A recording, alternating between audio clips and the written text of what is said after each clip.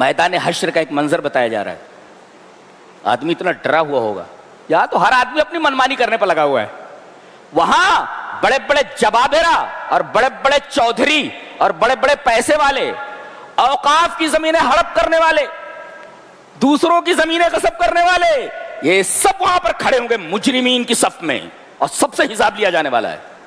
چوٹے چور کہیں کے، تجھ کو اسی لیے ہم نے مال دیا تھا، تو نے مال کس طریقے سے کمایا ہے اور کہاں خرچ کیا، پوچھا جائے گا.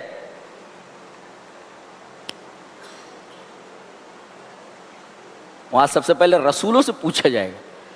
یوم یجمع اللہ الرسل فیقول ماذا اجبتم. رسول کھڑے ہیں اللہ. اب جب رسولوں کو کھڑا کر دیا گیا، ان کی کلاس لی جا رہی ہے، تو ایروں غیروں کا کیا حال ہوگا. یہاں رسولوں کی کلاس لی جا رہی ہے، رسولوں کو کھڑا کر دیا گیا اور پوچھا جا رہا ہے تم جن لوگوں کی طرف بھیجے گئے تھے، جن امتوں کی طرف، جواب کیا ملا. ماذا اجبتم. اللہ، یہ کن سے پوچھا جا رہا ہے؟ نبیوں سے. اور نبیوں کو معلوم ہے کہ ہمیں کیا جواب ہماری امت نے دیا ہے. یہ ڈر کے مارے کیا بول رہے ہیں، لا علم لنا، پتہ نہیں. اللہ، میدان حشر کا منظر اتنا ہاریبل، اتنا خوفناک ہوگا، اور لوگ اتنے ڈرے ہوئے ہوں گے کہ سب سے اچھے لوگ رسول، ان کا دماغ کام نہیں کرے گا. ان کو معلوم ہے کہ ہماری قوم نے کیا جواب دیا. اللہ پوچھے گا جواب کیا ملا، کہیں گے لا علم لنا، وی ڈونٹ نو، معلوم نہیں بولتے، معلوم نہیں بولتے. اتنا ڈرے ہوئے ہوں گے اللہ. لہذا میدان حشر کا منظر ہمیشہ یاد رکھو. کیا ہونے والا ہے. قالوا لا علم لنا، پتہ نہیں. ان کو معلوم ہے کہ کیا جواب دیا گیا، لیکن ڈر کے مارے حالت خراب ہوگی اور کہیں گے پتہ نہیں، لا علم لنا، وی ڈونٹ نو، پتہ نہیں. آگے کتنی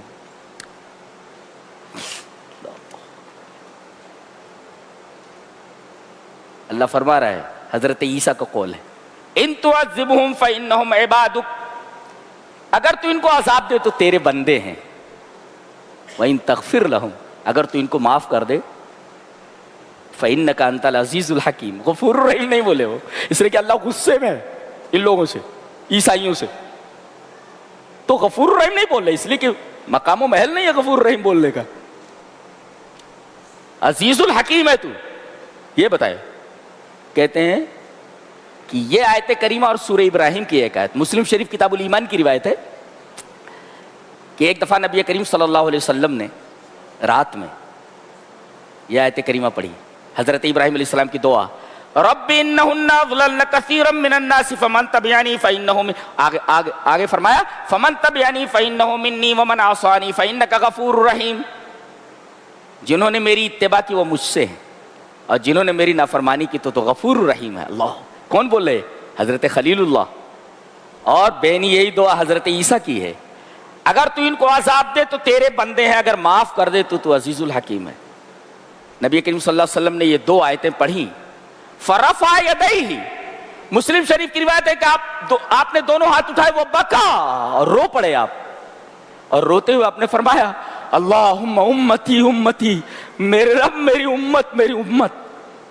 اللہ تبارک و تعالیٰ نے حضرت جبرائیل کو بھیجا، کہا کہ محمد کے پاس جاؤ اور پوچھو وہ کیوں رو رہے ہیں، کیوں رو رہے ہیں، آپ رو رہے ہیں. آ کر کے پوچھ رہے ہیں، جبکہ اللہ کو معلوم ہے، جبرائیل پوچھ رہے ہیں کیوں رو رہے ہیں آپ. نبی کریم صلی اللہ علیہ وسلم نے فرمایا مجھے میری امت کی بڑی فکر ہے. جا کر کے جبرائیل نے بتایا کہ آپ کے پیغمبر نے یہ جواب دیا ہے، کہا کہ جا کر کے ان کو بول دو ان سنرزق ولا تسوق، ہم آپ کی امت کے بارے میں آپ کو خوش کر دیں گے، آپ کو ناراض نہیں ہونے دیں گے. اللہ،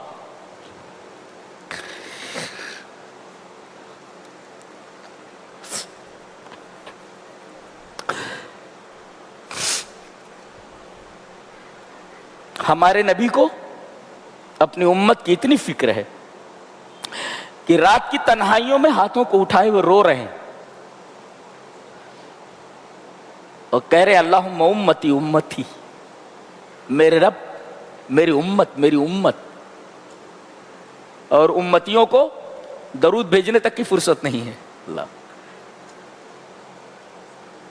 ہمارے رسول سے ہم کو کتنی محبت ہونی چاہیے، اندازہ لگائیے آپ. جو ہماری آخرت کے لیے اتنا پریشان ہو، اتنا رو رہا ہو، ہمیں اس کی اتباع کے اندر